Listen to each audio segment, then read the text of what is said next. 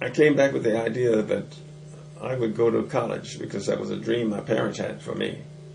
And while in the service, I met so many young men who had been to school. I was in the intelligence reconnaissance section for the battalion.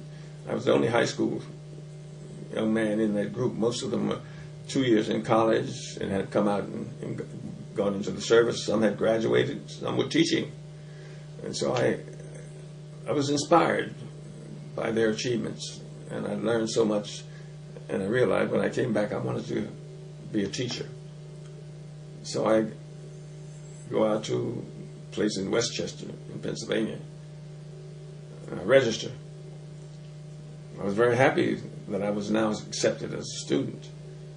But when they said I couldn't live in the dormitory, couldn't have a roommate, and I wasn't available to eat in the dining hall, right away I knew that all this evil that I had confronted in my life, in Philadelphia, in the military, and in Germany, when I went into the concentration camp, I saw the evil that had been perpetrated upon people.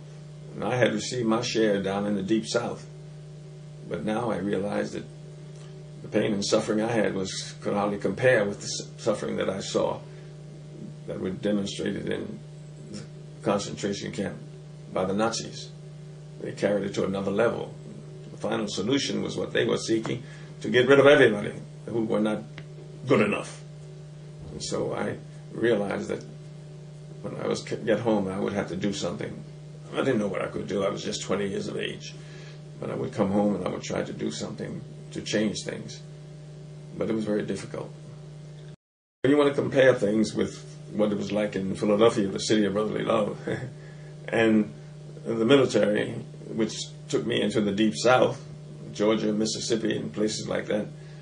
And finally, when I went overseas, what was the difference with in these three areas? In Philadelphia, they didn't have signs. It was not a blatant kind of racism, but it was there. And you knew where you could and could not go.